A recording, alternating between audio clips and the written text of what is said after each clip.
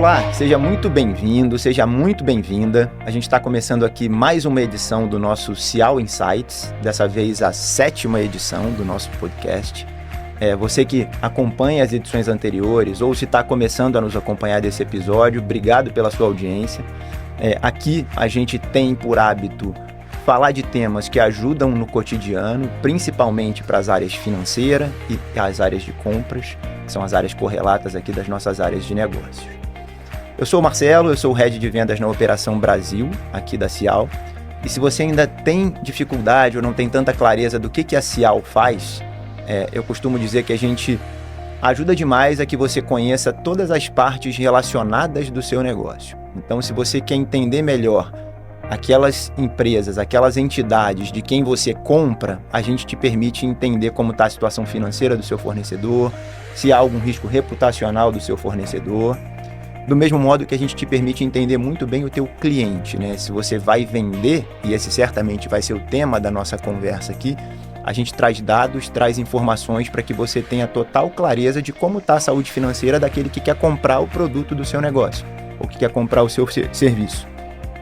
E além disso, a gente tem uma série de informações que permitem que áreas de marketing, áreas de vendas consigam construir sua inteligência comercial, sua estratégia de vendas, conhecendo dados, por exemplo, de países para internacionalização, entrada em mercados novos que a empresa ainda não opera.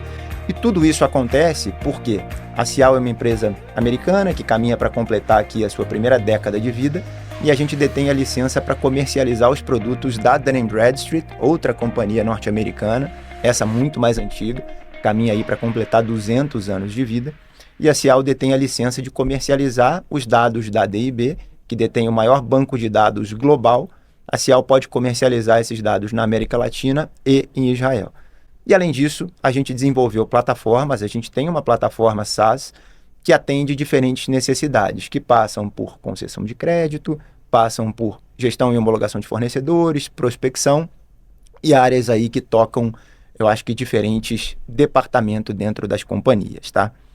Mas a ideia aqui, pessoal, não é eu ficar falando da Cial, não é eu ficar falando do Marcelo, nem dos nossos produtos, né? A gente tem trazido, eu acho que temas sempre atuais e eu acho que temas que tocam no dia a dia de você que está aí nos assistindo.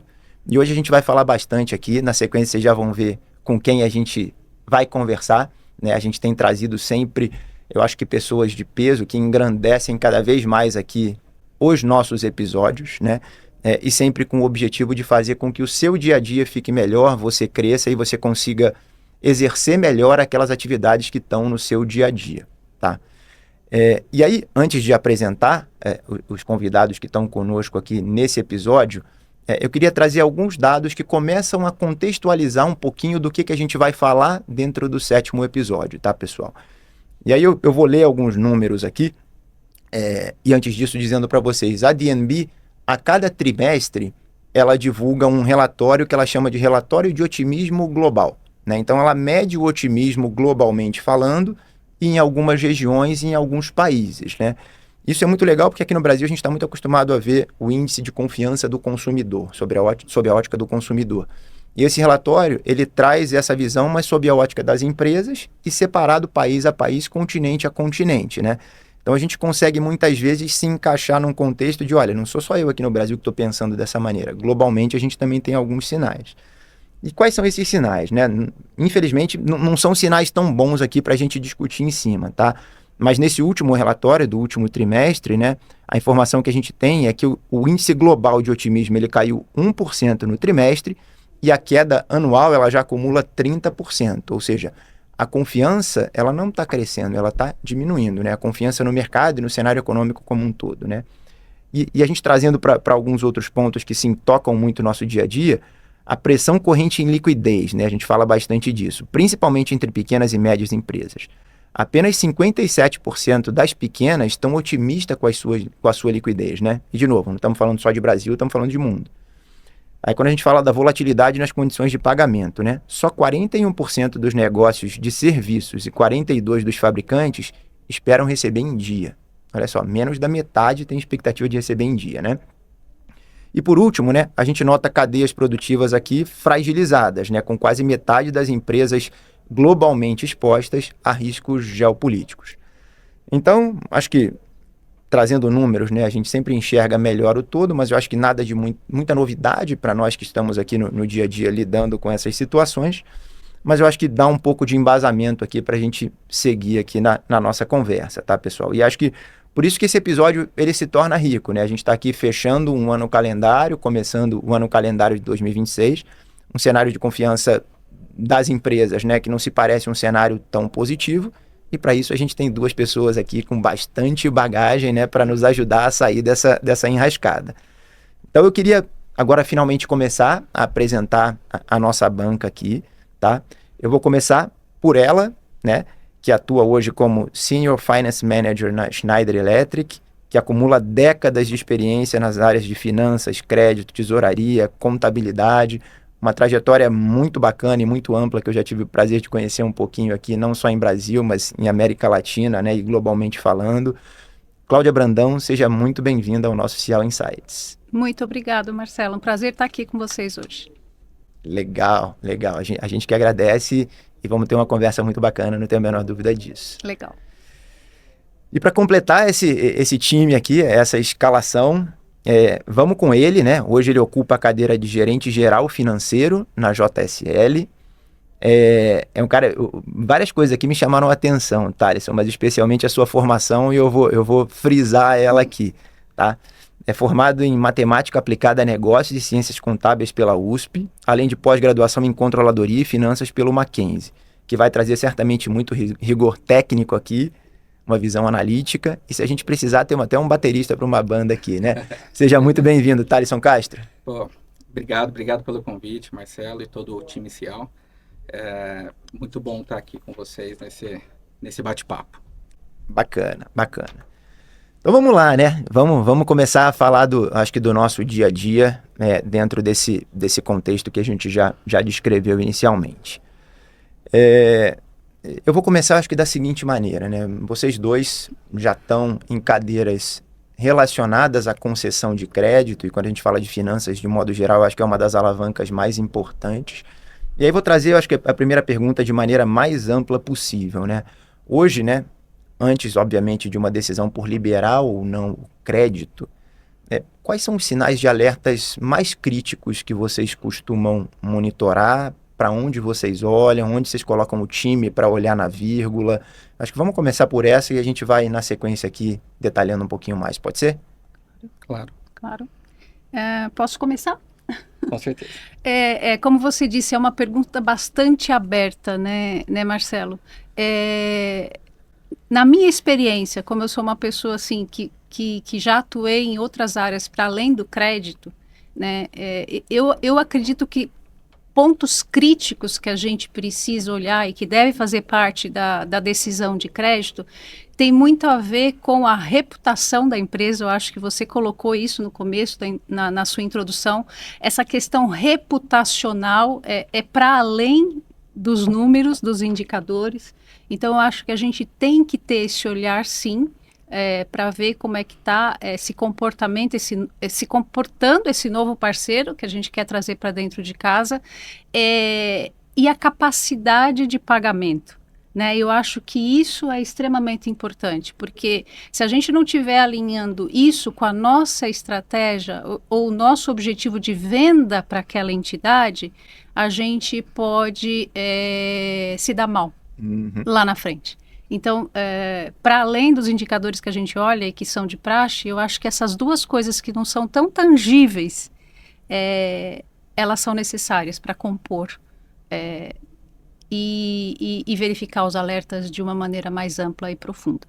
Legal. Na minha visão. E pegando um gancho, até antes de passar aqui para escutar o Thaleson, mas só pegando esse gancho do reputacional que você trouxe, Cláudia, e que não é simples, né? Não é. Como que, ou se você já tiver alguma experiência para trazer, como que a gente tangibiliza esse reputacional para colocar dentro de uma análise? São referências, né? A gente tem que buscar. Eu costumo dizer que, na minha experiência, o parecer da gente ou da pessoa comercial é muito importante, né? Então, eu acho que geograficamente, a gente precisa entender aonde está esse cara, aonde está essa entidade que a gente quer se aproximar e ter como cliente. Então, nessa hora, a nossa equipe de crédito, de finanças, tem que estar muito de mão dada com a área comercial. Então, essa coisa da reputação, a equipe comercial tem muita coisa para dar para a gente, né? Então, não é só um relatório comercial ou um parecer comercial. Vamos conversar, né? Vamos fazer as perguntas, vamos entender, porque ele está lá perto. Ele sabe como é que está aquele mercado e ele sabe quem são os concorrentes que estão ali daquela nova entidade que a gente quer se relacionar. Então, você vai compondo essa questão reputacional para poder tomar alguma decisão. Legal. Na minha visão, é o que eu estou acostumada a pensar e fazer. Boa. Perfeito. Bom, acho que a Cláudia colocou muito bem, mas eu concordo plenamente que o comportamental, né, é uma peça super importante, né? Quando a gente fala de análise de crédito, acho que vale a gente primeiro entender como que é o cenário, em que cenário aquele cliente está inserido, né? Porque a análise de crédito ela vai variar de setor para setor, de nicho para nicho, né? Então, se é um cliente do varejo, eu vou ter talvez uma recorrência maior de liberação de créditos e limites ali, que é o dia a dia. Se é um cliente de serviços, que talvez tenha um contrato de 3, 4, 5 anos, talvez é uma leitura um pouco diferente, e aí você olha talvez mais pelo histórico dele, né? Pelo histórico e óbvio, amarrando isso contratualmente.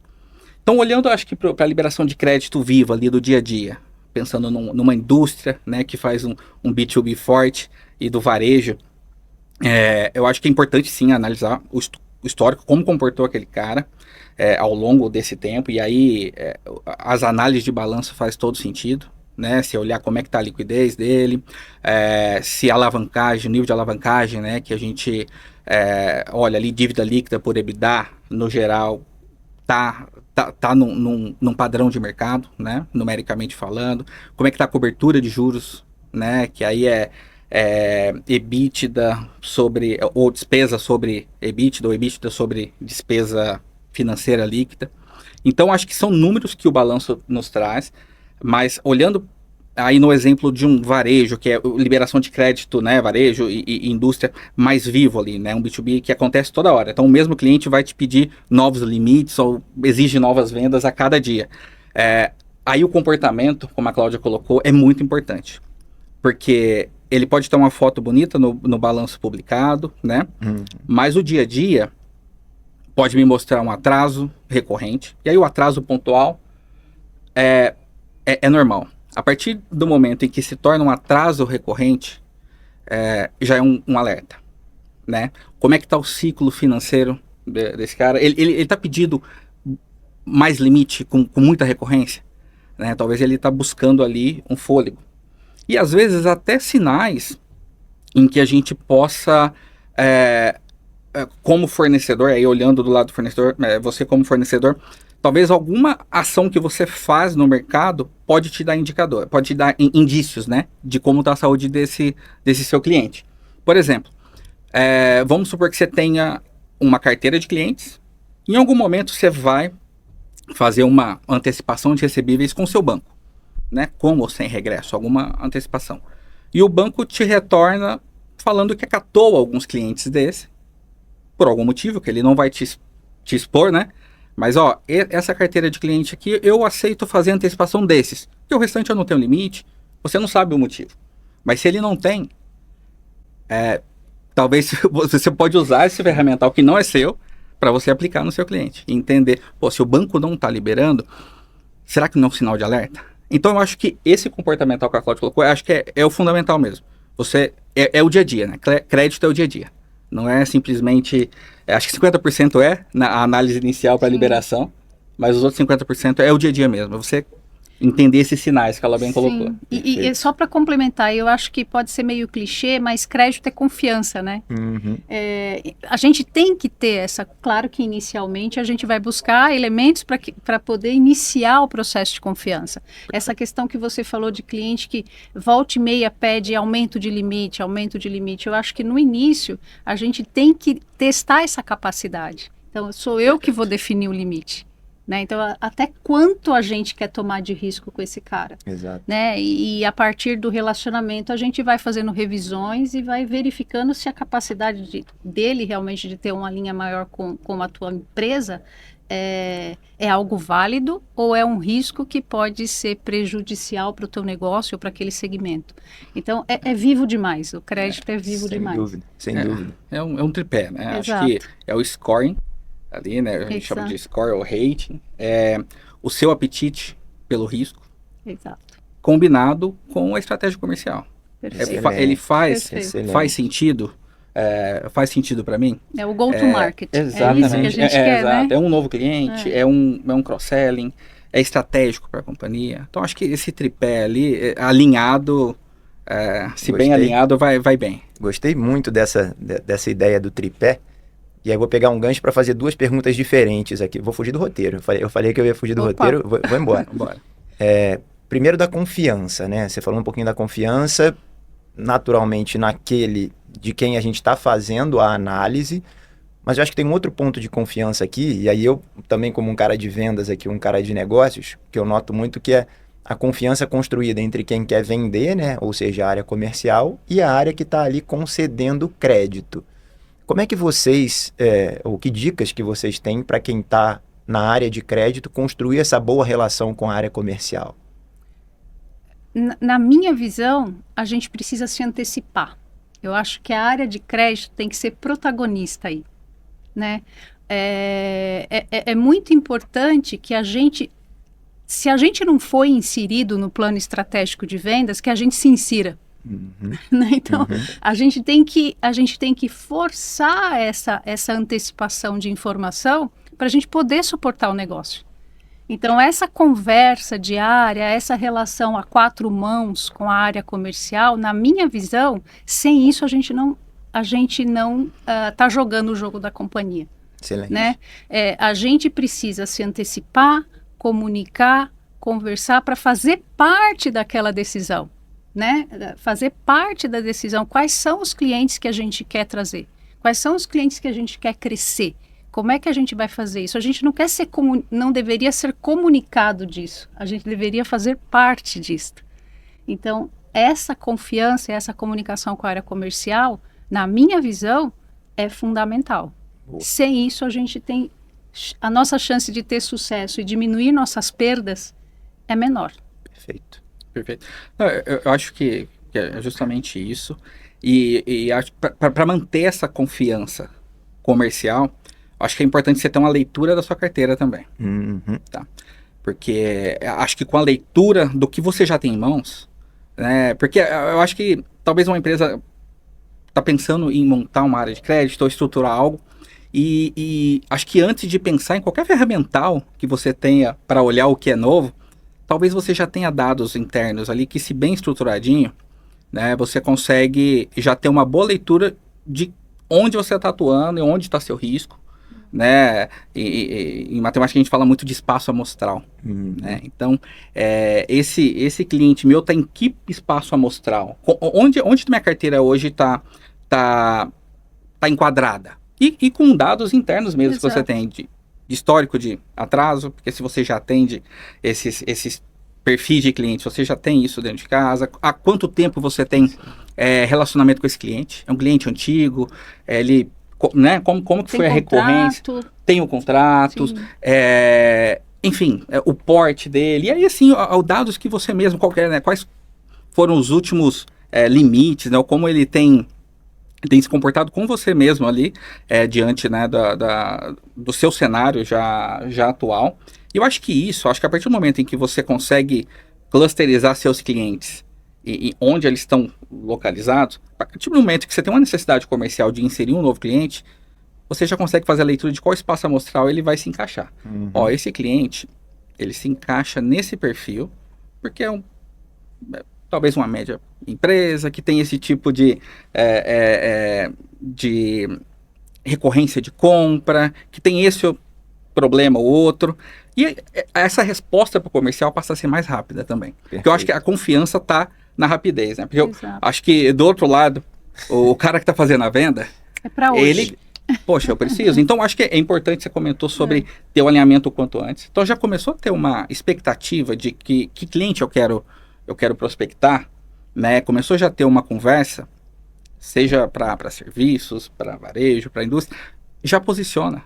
Olha, o dado do CNPJ do cara, ou se ele pertence a algum grupo, você já vai ter na mão. E daí, você, tendo esse perfil, mesmo que uma leitura inicial, que até mesmo o comercial pode te ajudar, você já sabe em que espaço amostral ele vai se encaixar e a liberação vai ser muito mais rápida, muito mais eficaz também. Eu acho que essa proximidade vem justamente dessa conversa antecipada, né? E de você se preparar com a sua base mesmo. Eu acho que a primeira leitura, acho que o ponto de partida para quem está estruturando sua área de crédito é olhar para o que você tem dentro de casa, né? E aí, eu acho que o ferramental, e aí a Cial ajuda muito bem, vai ser para o novo ou para complementar essa leitura. Ele vai trazer dados complementares ao que você já tem em casa, né? Então, acho que é por aí. Muito bom. E na minha visão, eu acho que se a gente consegue essa segmentação e a gente consegue se antecipar, a gente ganha aliados. Exato. Né? Então, eu acho que no final das contas a gente Perfeito. nós viramos um time único, né? A gente ajuda a vender, mas a gente ajuda a também botar o dinheiro no caixa, eu costumo dizer. E aí são duas equipes trabalhando juntas que com segurança a gente vai ter menos perdas no final. No fim, tá todo mundo colocando dinheiro para dentro de casa Exato. com risco baixo, né? É o que todo mundo quer. Exatamente. Acho que a área de crédito não é uma área que diz não, né? Mas também é uma área que vai dizer o sim, mas com certo nível de governança. Exato. Né? E aí, tendo essa mitigação de risco, acho que é o que vai dar essa segurança para a empresa. Né? Fazer a diferença. Boa. Eu vou linkar com uma que tinha aqui, que eu acho que coincidentemente, Thalisson, toca até o tripé. Não é exatamente o tripé que você colocou, mas eu acho que tá correlacionado e talvez seja uma perguntinha mais cabeluda aqui para a gente tentar ir descascando em cima dela. Né? Basicamente a pergunta é, você citou o teu tripé e eu vou falar de um tripé aqui agora com score, apetite comercial e oportunidade, olhando para essas três variáveis aqui, né? Existe uma fórmula mágica para quem está dentro de casa de balancear esses três elementos aqui e conseguir tomar uma boa decisão ou devolver ali uma visão clara para vendas? Tá, eu posso? Manda. Acho que assim, vamos, quando a gente está falando do TP, acho que vamos olhar, eu acho que para cada um desses pés, né? Boa. Então vamos lá, olhando para a parte de score, né? Score, o rating que esse seu cliente está enquadrado. Então, acho que o primeiro, olhar como ele se comporta, né? Olhar não somente, aí acho que pensando no novo cliente, em que meio ele está inserido também, que setor ele está inserido, porque talvez essa leitura macro te ajude a nortear. Então, acho que assim, você vai ter rapidez se você já tiver um score bem definido, né? E talvez isso já te ajude a dar celeridade, né? De enquadrar uma nota. O cara é um rating A. Bom, na minha política, o rating A talvez pode ter uma liberação mais simples. E aí isso facilita a ação comercial e, obviamente, o seu risco, a sua oportunidade também vai estar mitigada, porque você tem uma nota para ele. Perfeito. Só que o crédito é vivo. E você sempre vai ter um fator risco ali, um beta, que a gente nunca sabe como enfim, mitigar 100%. Então aí vale uma análise talvez setorial, né? Que setor que ele tá inserido, né? Qual que é o porte, né? Tá de acordo com a minha carteira, né? E aí analisar a análise do mercado, acho que é um ponto crucial ali, né? A gente vê tem uma publicação da FEComércio de maio desse ano que mostra que teve 62% de incremento olhando 24, que é o ano fechado, contra 23, em pedidos de recuperação judicial. Né? A gente tem 7,2 milhões de empresas que estão endividadas, que estão, não endividadas, que estão inadimplentes. Desses 7,2, 6,8 milhões são empresas inadimplentes e são pequenas e médias empresas, né? Então, enfim, essa quantidade de inadimplentes representa 1/3 da quantidade de empresas ativas. Então, se você simplesmente for fechar o olho e falar, vou pela emoção e vou liberar um crédito, Não libera. ceteris paribus, né, de todo o resto, você tem 30% de chance você tem 30% de risco, né? Porque se 1/3 está inadimplente, você tem, né, chance de você estar colocando um inadimplente para dentro da sua carteira também. E aí você vai ser mais um concorrente né, na cobrança dessa empresa. Então, aí, tá bom. Então, dentro disso, quais são os nichos que talvez desses pequenos e médios empreendedores que estão com mais problemas de inadimplência? A gente vê que é o comércio, que é a área de serviços, entendeu? Então, acho que fazer essa análise de mercado, né, de onde o seu cliente está inserido, vai conseguir também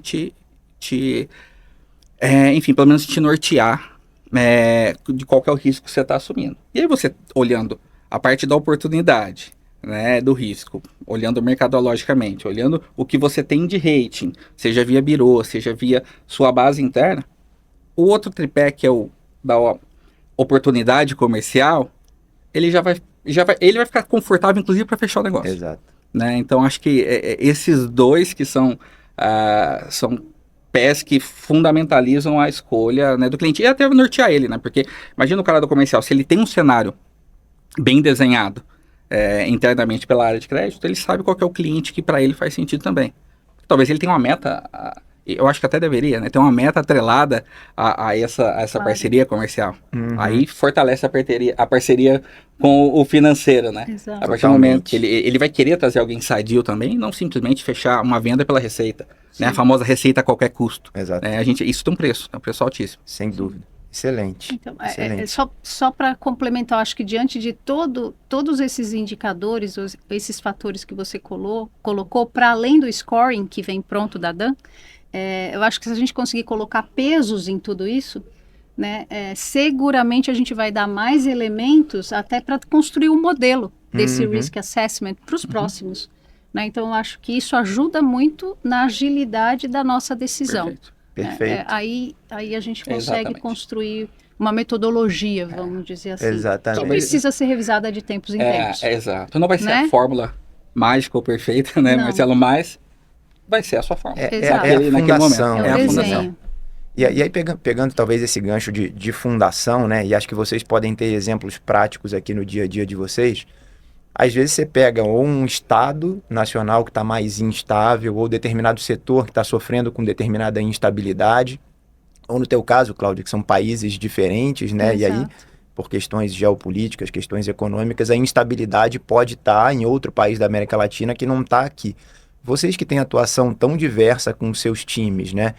Como que vocês se preparam para essa instabilidade e deixam o time preparado para cenários diferentes, seja dentro do Brasil, seja fora do Brasil?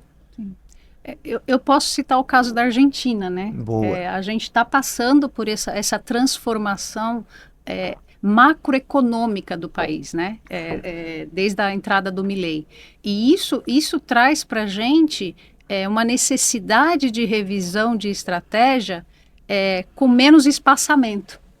Né, porque está saindo dessa mudança que o Milei está fazendo, mudanças de comportamento em segmentos que nos afetam.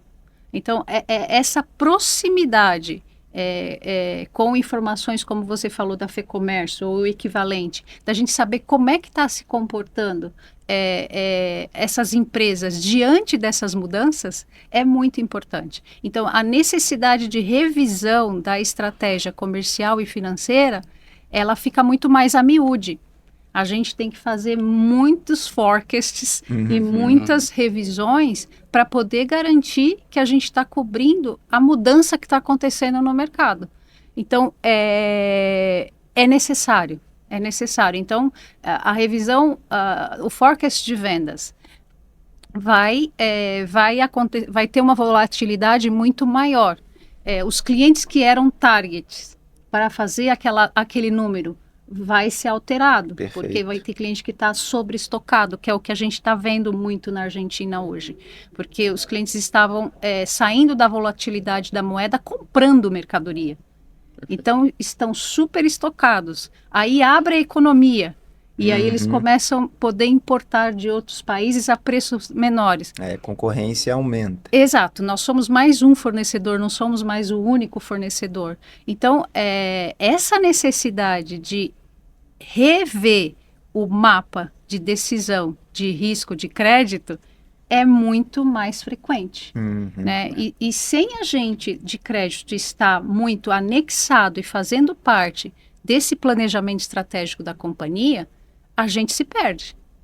Então, mais uma vez, é muito necessário isso, é mais difícil.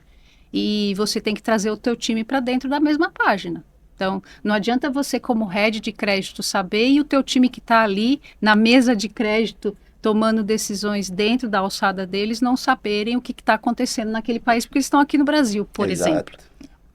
Né? Então, é muito mais dinâmico.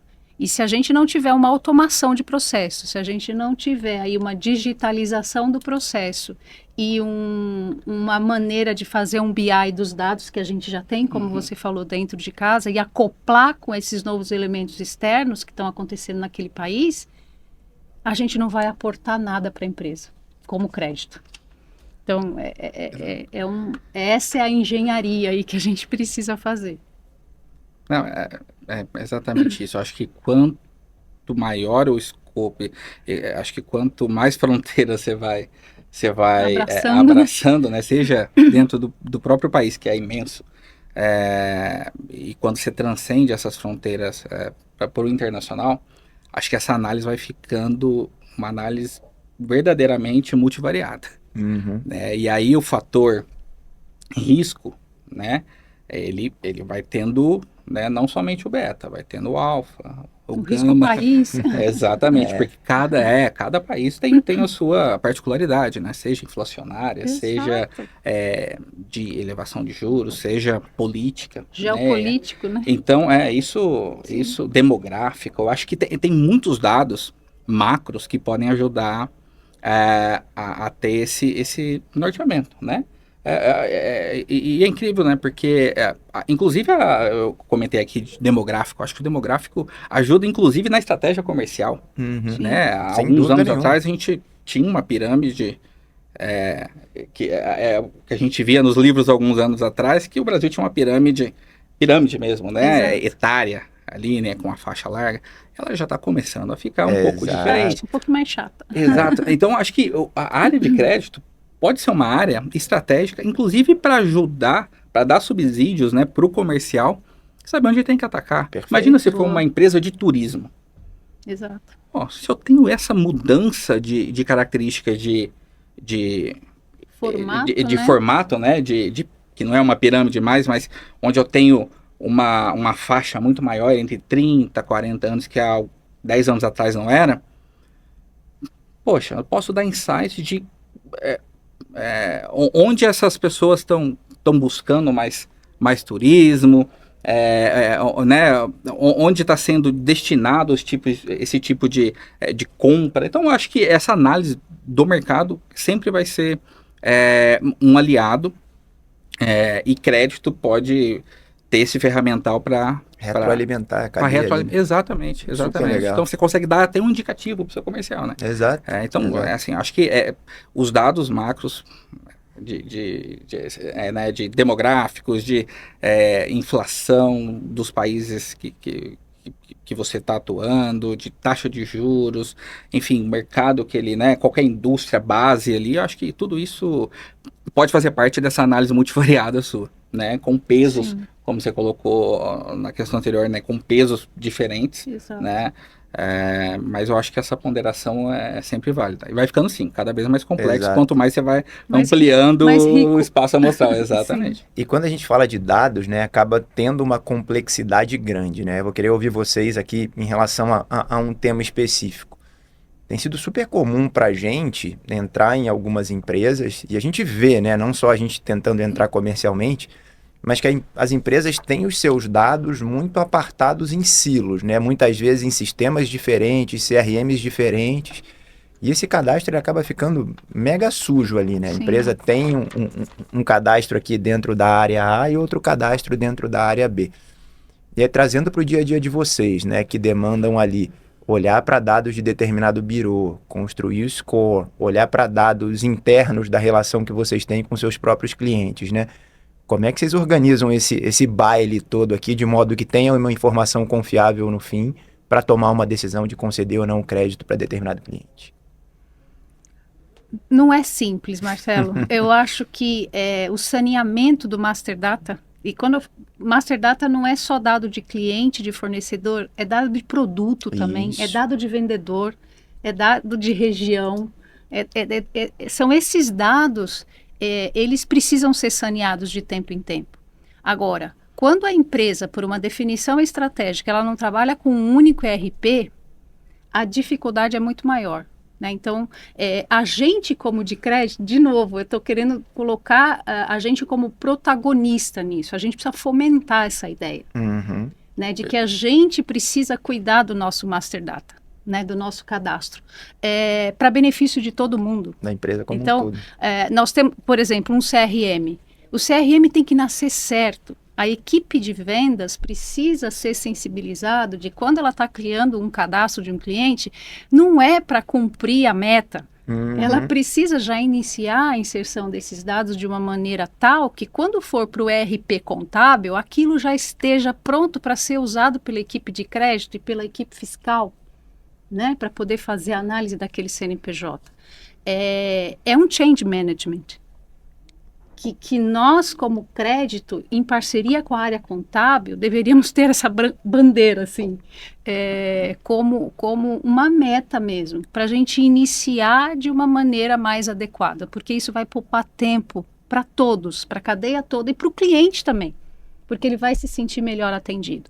Se a gente tiver com um único dado, com um dado perfeito, que não vai ter problema de emissão de nota, que ele não vai deixar de te pagar porque a nota estava com uma inconsistência, o pedido dele entrou de um jeito e a gente colocou de outro. Então, o dado mestre, ele é mestre, não é por acaso. Uhum. Perfeito. Né? Então, acho que isso é muito importante. Mas é um desafio, não é fácil. Não é fácil. Eu costumo dizer que acho que antes da gente olhar para um BI, para um dashboard, antes da gente falar em inteligência artificial, em automação, digitalização como um todo, você precisa ter um lake de dados uniforme, Exato. né? Único. E aí, se precisa sanear, se precisa unificar sistema, precisa unificar. Isso exige processo, exige investimento, mas eu tenho ouvido falar bastante, né? A inteligência artificial vai ajudar, eu acho que vai mesmo, mas desde que você tenha dados estruturados, né? Sem dúvida. E aí, olhando para esse ponto de tecnologia, eu acho que os dados em tempo real vai dar muita celeridade, vai trazer muito ganho, talvez vínculos ali com análises mais qualitativas ou até quantitativas, mas de ESG, então, mas para isso você precisa ter dados estruturados. Né, eu acho que essa celeridade, essa velocidade maior no retorno de crédito só vai ter se você estruturar seu lake, se você arrumar sua casinha ali. Isso. E é um problema geral, né? Desde o pequeno... Não é do financeiro só, acho que... Não, exato. É um trabalho conjunto, como você colocou, né? É um dado da companhia. Né? Então, TI tem que estar alinhado com você, né? O pessoal de... equipe de dados alinhada com você, equipe de BI, a equipe de conciliação, né? E dados em gerais, né? Porque se você... talvez o problema nem vai estar no crédito em si. A inadimplência vai estar pelo processo errado, pelo input errado de um contrato no sistema. Uhum. E vira uma o prazo disputa. É 30, você colocou... o prazo é 60, você colocou 30, o cliente não paga porque 30, você está com... talvez até com inadimplência irreal, ou se se tá por uma divergência de alíquota de imposto, cadastrei a alíquota errada, o cliente já não vai querer te pagar, você tem que voltar todo o processo. Então, eu acho que é muito importante você ter dados orientados e ter processos muito bem alinhados, né? Então é um trabalho em conjunto. Acho que crédito é só o intermediador, né? Facilitador ali para a liberação e tem condições de fazer isso, acho que no futuro, de forma mais rápida e automatizada, com certeza, se você tem isso estruturado. Mas eu acho que o grande trabalho está na estruturação. Perfeito. Acho que é um problema unânime das empresas em ter, né, dados estruturados. Bons, E imaginando pensando alto aqui, imaginando esse cenário já vou usar a palavra fundação novamente, essa fundação bem construída, com os dados, com uma governança de dados acontecendo, onde vocês têm usado e onde vocês têm visto oportunidade para usar mais automação no dia a dia ali, seja no monitoramento, seja no dia a dia do time? E duas perguntas em uma aqui, eu acho que onde está a oportunidade de automação e uma vez tendo automação, onde que vocês usam o tempo do time, eventualmente, para ter uma atuação menos operacional? Como é que está essa dinâmica entre a automação e o dia a dia do time? Acho que é por aí o ponto. Então, aí eu posso falar um pouco da experiência de hoje, né? Hoje, eu já uso o machine learning, eu já uso a inteligência artificial para definir a categoria de risco do cliente. Perfeito. Com base nos nossos dados e com base no bureau de crédito. E, para além disso, também com base nas garantias que o cliente me proporciona. Né? Então, se o cliente me concedeu um seguro, se ele me concedeu uma fiança, se ele me concedeu algum tipo de garantia, isso vai estar lá dentro também. E isso tudo está dentro de onde eu faço a minha gestão de crédito e cobrança. Então, se eu já tenho isso tudo ali dentro, esse machine learning ele já está começando a me propor um limite de crédito. Ele já está me dizendo qual é o perfil de pagamento desse cliente. Aí você pergunta para mim, Cláudia, mas já está 100% legal? Não está 100% legal. Por quê? Porque a gente ainda tem que dar inputs para essa machine learning, para ela aprender com o nosso critério, com a nossa política, que é difícil você colocar toda a política dentro dessa lógica. A gente está aprendendo a fazer isso, mas na minha visão a gente tem que começar. A gente tem que começar.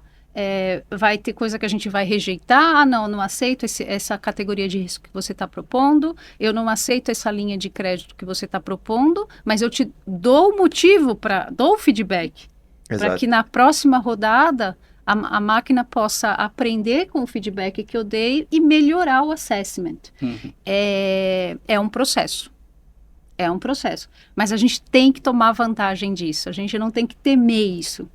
É muito importante, porque aí o analista ou especialista de crédito, ele vai gastar menos tempo compilando isso. Ele vai, aquela tabela de pesos para cada variável já está setada. Exato. Né? Então, o sistema já está me dando isso. Cuida do dado. Vai deixar de ler PDF, né? Exato. Uhum. Então, é um processo. Não é uma coisa instantânea. Ah, tá bom, já está funcionando, eu digo não ou sim para a linha de crédito baseado naquilo. Não é assim. Né? A gente ainda tem que aprender com isso e ensinar a máquina também dentro da nossa metodologia. Mas não podemos escapar. Eu acho que no final do dia é só benefício. É só benefício. E, de novo, a gente tem que trazer o time para dentro disso. Exatamente. Eles precisam entender isso. Não basta a gente, como head, entender. Porque vai ficar sempre aquela dúvida. Não vai precisar mais do meu trabalho. Uhum. Precisa do seu trabalho. De forma mais analítica. Exato. Você precisa estar mais perto do negócio. Você precisa conhecer, o analista de crédito precisa conhecer o que a empresa está vendendo. Quais são os mercados targets? Que tipo de cliente? É isso que o analista precisa focar. Deixa que o BI, deixa que a inteligência artificial faz os cálculos com os dados que já estão lá disponíveis na plataforma. E até trazer os insights que o Thaleson comentou para retroalimentar vendas, né? Ficar muito mais analítico ali do que operacional, de fato. Sim, e de maneira antecipada. Exatamente. Eu acho que tendo esse desenho, né, ou essa política, por mais viva que seja, mas sempre bem definida, acelera todo o processo, né? E se você tem uma máquina que está aprendendo aos pouquinhos, essa política ela vai se redesenhando. Exato. Vai. Né? Então, esse grupo que antes eu liberava sem garantia, agora eu preciso talvez liberar com uma garantia. Beleza, mas você já tem a resposta para aquele grupo. Né? Esse tipo de cliente, eu tenho que dar não para um cliente novo que está em recuperação judicial? Talvez não. Talvez você tenha um mecanismo de blindagem ali, ou de segurança, que pode ser uma garantia, pode ser um prazo à vista, para você criar confiança.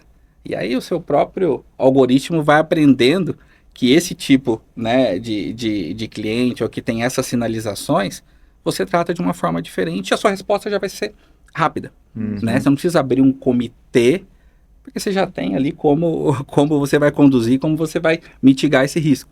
Né? Não, esse cara nesse perfil, esse cliente nesse perfil, eu tenho que aplicar esse tipo de condição para eu criar essa confiança. Por né? definição. Por definição. Sim. Por definição. E não para uma análise única, né? Porque senão a gente cria uma análise única para cada tipo de cliente e a gente não consegue dar vazão. Não, né? você precisa de 10 analistas. Exatamente. Exato. Né? Acho que é isso. Boa. Vamos olhar para frente agora, né? Vamos pensar nesse 2026, né? Esse 2025 a gente achou que passou rápido, 2026 vem eleição, Copa do Mundo, não sei quantos feriados, né? Como é que vocês estão olhando para o ano e talvez a pergunta seja onde estão as grandes apostas para as áreas de crédito de vocês para 2026? Como é que vocês estão olhando para frente? Eu estou preocupada.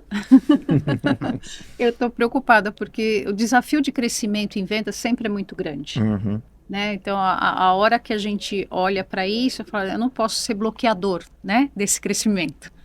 Então, eu não quero ser repetitiva, mas eu vou ser.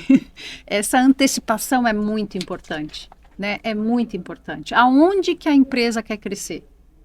Que segmento que a empresa quer crescer?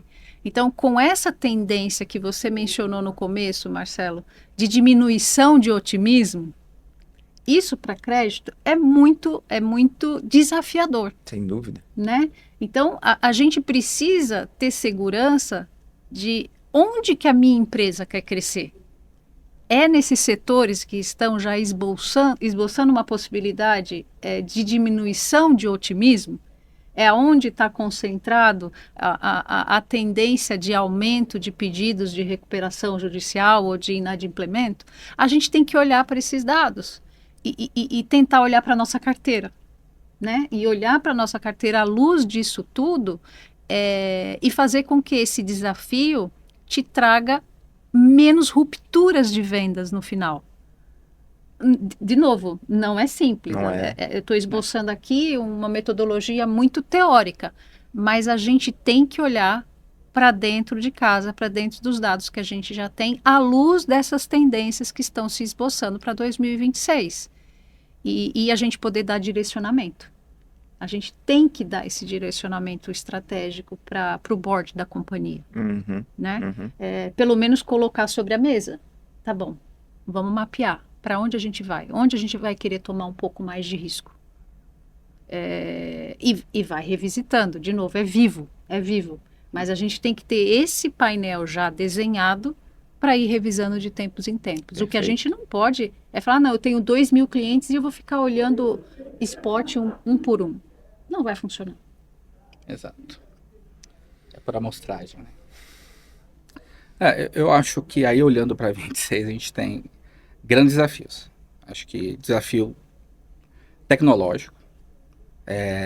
E aí o desafio, eu trago como desafio tecnológico porque, como a gente disse há pouco, o desafio inicial é em você sanear e ter dados confiáveis dentro de casa. Então, acho que é um desafio que as empresas têm passado, né?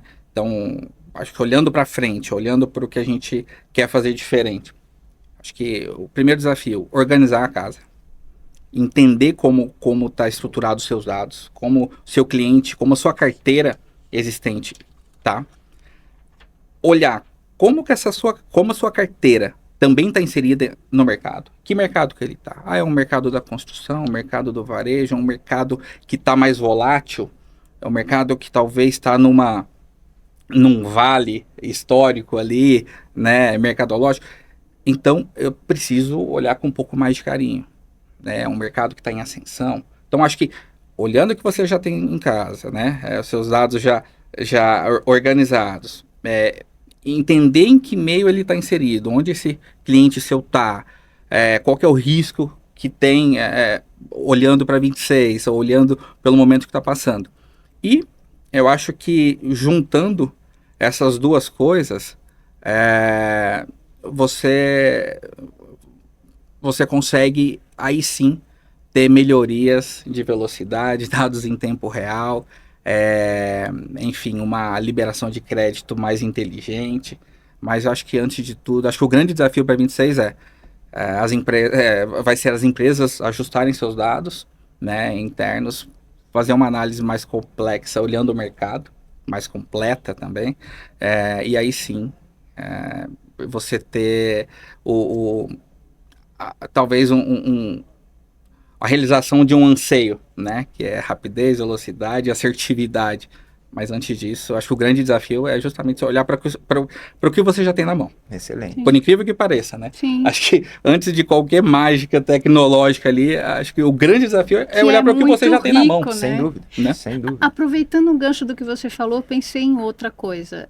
A gente tem que olhar também, por exemplo, se a gente já fez o targeteou, se a gente já definiu quem são os meus clientes principais, a gente tentar olhar para dentro da casa dele, né? Da ambição dele. Né? Qual que é o seu pipeline de negócio? Será que o que o pessoal de vendas está querendo vender para você cabe mesmo? Perfeito. Né? Então, eu acho que para esses clientes que são maiores, os VIPs, ou os que representam, sei lá, um valor 80-20, né? Pensando no teu negócio, tenta olhar isso também, né? Tá bom, você quer crescer 50% de venda, mas com base no quê, né? Em que segmento? Você está em data center? Né? Você está em logística? Como é que está isso? Eu acho que vale a pena também. E olha que legal, você colocou um ponto bacana que acho que financeiramente a gente consegue tangibilizar isso, né? Se é um cliente importante seu, em geral vai ser um cliente mais relevante, um cliente em que você vai ter um dado financeiro dele, um balanço dele, talvez até auditado. Talvez até auditado. E você, pensa, você é um fornecedor dele, então você faz parte de uma linha de custos da DRE dele. Isso. Qual que é o seu percentual dessa linha de custo? Se é um cara que você já representa 50% do custo dele, será que não é um risco você chegar nos 70% liberando mais crédito? Então, acho que são análises que são simples, mas acho que olhando para os que são importantes, porque representam bastante da sua carteira de vendas ali, entender qual que é o seu papel dentro dele também. Exato. É uma análise que é interessante. Sim. Então, eu sou um fornecedor dele, estou dentro do custo dele. Mas o que eu represento do custo? Eu quero ser o principal? Esse cara está dependente de mim, será? Será que ele está... Qual que é meu prazo com ele? Sim. E acho que essas análises, né, faz completar Exato. isso. E aí, óbvio, acho que junto disso, olhar ciclo financeiro, claro, né, os prazos médios de recebimento, de pagamento, de estoque, se você é um fornecedor de estoque para um cliente. Acho que tudo isso, né, combinado, acho que a gente consegue tirar grandes, acho que inputs aqui, grandes insights de análise que às vezes pode ser até simples, né? Exato. Nossa, muito legal. Acho que uma visão muito real, preocupada, de 2026, né? E aí, pensando na turma que está de casa agora, acho que se a gente tentasse resumir esses últimos nossos 10 minutos aqui, olhando para 26, né? Acho que a pergunta talvez seja, se vocês, tanto Cláudia quanto Thalisson, fossem dar um conselho para quem está de casa nos ouvindo, de maneira muito objetiva aqui, num tweet, para 2026, qual seria esse conselho? Sei lá. Se você ainda não faz parte do plano estratégico da sua empresa, faça.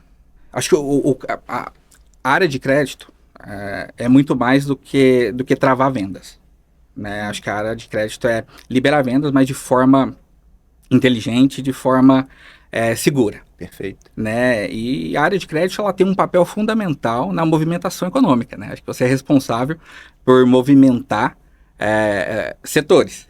Né? A liberação ou a negativa vai nortear a economia daquele local. Então, eu acho que olhando para 26, o grande target aí das empresas é você tentar montar com o que você já tem de dados em mãos, né? Olhando dentro dos seus dados, olhando dados que você tem de mercado, tentar otimizar essa liberação de forma mais inteligente. Mais uma vez, crédito não é travar, mas é liberar de forma concisa, de forma estruturada, né? Eu acho que isso todo mundo sai ganhando, né? Porque não existe um mercado ou um ponto ótimo de mercado em que o seu cliente também não esteja ganhando, né? Então acho que o mercado ele é equilíbrio, né? Uhum. Sempre a gente vai olhar para o ponto ótimo, esse ponto de equilíbrio. E se só um lado está ganhando, a gente vai ter um problema, vai ter um colapso. Então é muito importante ter uma leitura bem completa para que, né, exista esse movimento natural, enfim, essa naturalidade na aprovação do crédito, né? Excelente, excelente. Gente, papo bom passa rápido, né? Não parece, mas a gente já está aqui há quase 60 minutos, há quase 1 hora. Vamos caminhar agora aqui para o nosso, talvez, último bloco aqui, para o fechamento desse episódio. E aí, para você que está de casa, eu vou fazer basicamente só um recap de todos os pontos importantes que a gente passou por aqui. Acho que tem muito conteúdo legal, tá? A gente começou falando um pouquinho dos insights que o relatório global da DNB trouxe a respeito da confiança, né, em diferentes mercados, diferentes países, diferentes continentes, o índice de confiança, e já olhando para o ano que vem, né, se tiver mais interesse, certamente o acesso para esse relatório vai aparecer dentro desse episódio para que você faça o download.